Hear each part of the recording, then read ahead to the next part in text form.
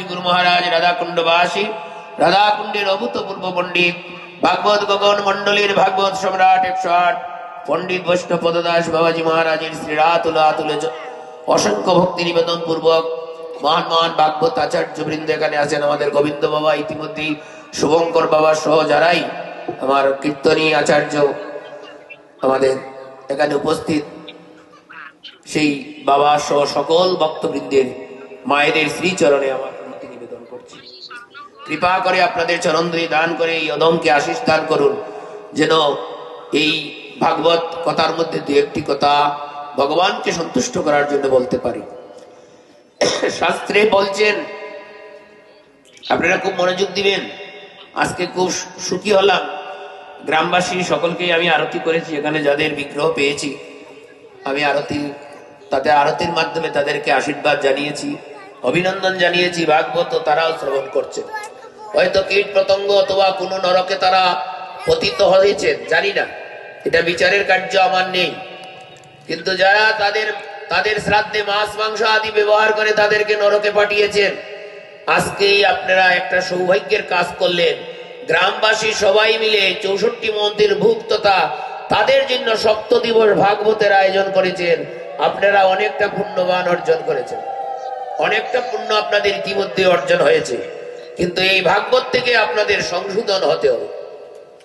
এই সপ্ত দিবস ভাগবত শুধু আপনারা শুধু দিয়েই বাড়িতে খাওয়া দাওয়া করে ঘুম পড়লেই হবে না।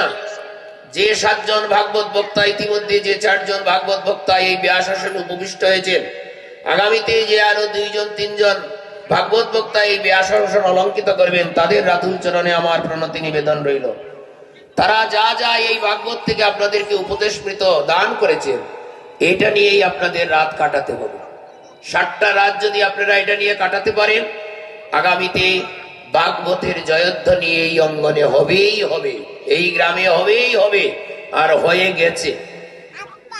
এক একজন করে 7 জন ভাগবত বক্তা আপনার এখানে পদার্পণ করছে, তার সঙ্গে অসংখ্য বৈষ্ণব সাধুগণ এক এক দিন এক এক সাধুর উদয় এই অঙ্গনে হচ্ছে, অসংখ্য ভক্তগণের উদয় এই অঙ্গনে হচ্ছে।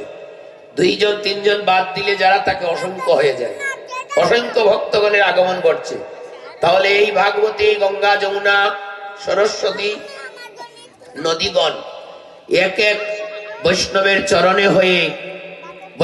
চরণে হয়ে এই গ্রামে অবস্থান করছেন। সমস্ত তীর্থযাত্রীগণ, সমস্ত তীর্থ এই অঙ্গনে উপস্থিত হয়ে গেলেন। এরপরে বলছেন, যে অঙ্গনে, যেই বাড়িতে, যে গ্রামে ভাগবত শুধু থাকবে, এই গ্রামের কোন ব্যক্তি বা বর্গ ভাগবতকে পূজা করতে হবে না।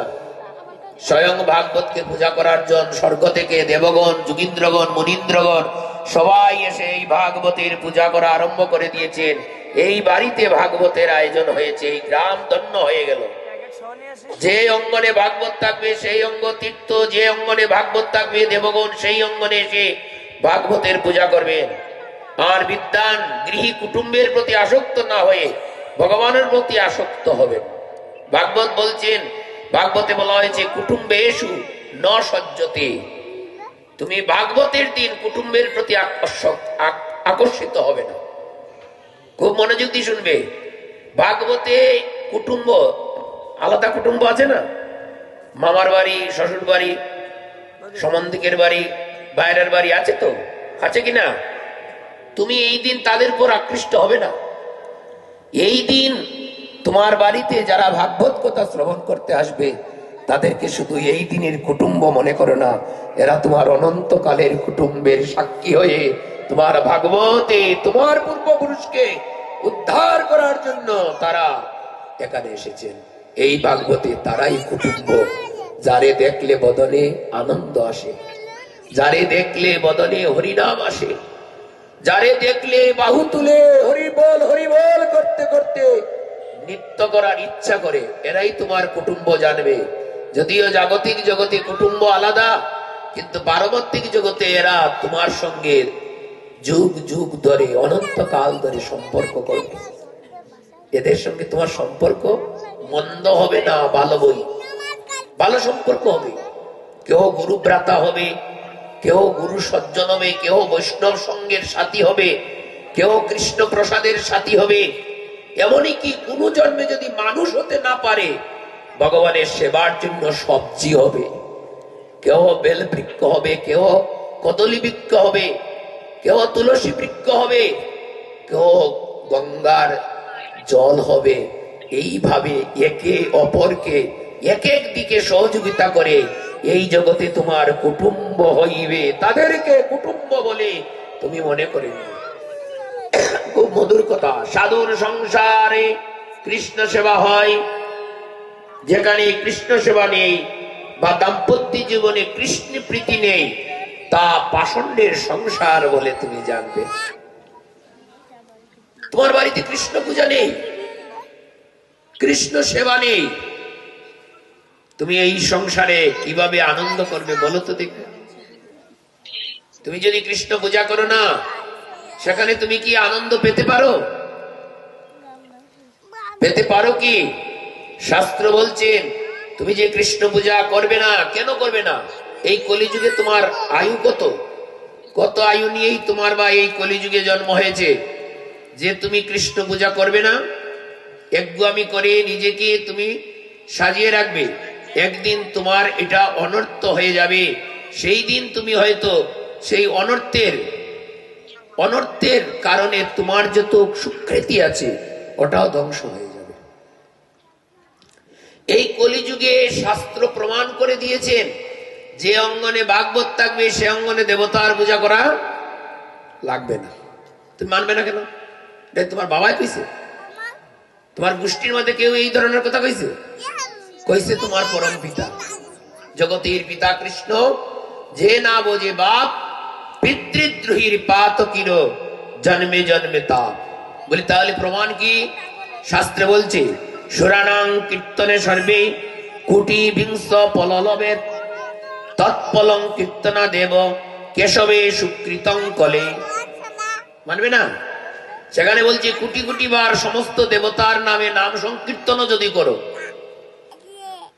কোটি কোটি বার সমস্ত দেবতার নামেও যদি নাম সংকীর্তন করো, যে ফল কলিযুগে হয় শুধুমাত্র বদন বলে একবার আ কৃষ্ণ বলে প্রণাম করলে জীবের সেই ফল লাভ হয়।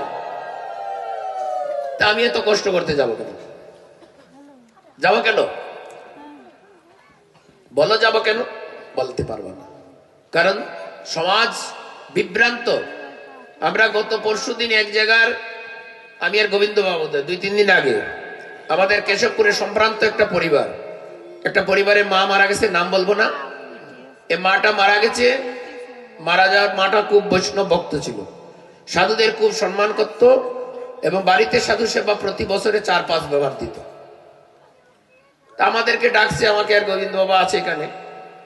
তা আমরা বললাম যে সমাজ কথা বাদ দিয়ে দিলাম, ও মা মৃত্যুর আগে বলে গেছে তার শ্রাদ্ধে যেন হোমযজ্ঞ করে ভক্তদের বৈষ্ণব সেবা দেওয়া হয়। সবাই রাজি, এক পুত্র রাজি না।